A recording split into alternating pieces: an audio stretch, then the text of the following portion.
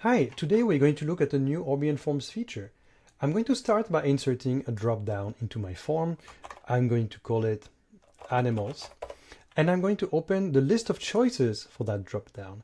This is the choices editor in Orbeon Forms Form Builder, and we have a column with labels, a column with values, and a column with optional hints. Now, usually you would not use these demo values right here. You would just remove the existing values and start typing new values. For example, cat or dog. The problem with this is that it works really well if you have only a few values, but let's say you have a large number of values somewhere else. For example, a spreadsheet like I have here, and I have a number of 36 values and labels together, and if I want to bring them into Form Builder, I'm going to spend a lot of time typing or copying and pasting.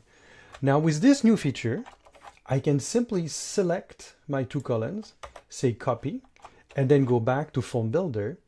I'm going to remove my test values here, say paste from clipboard, and voila, we have all the values directly into the choices editor. What I can do now is make sure they were taken into account, and you can see that they are in my drop-down menu.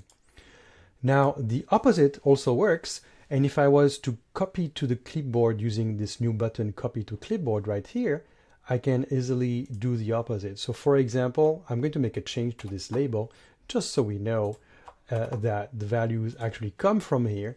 I'm going to say copy to clipboard, go to a blank spreadsheet, paste the values, and we notice that my values have been copied right there.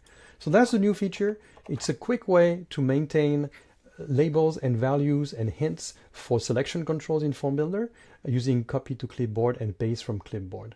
We hope you like this new feature of Orbeon Forms, which is going to be available in the next Orbeon Forms updates.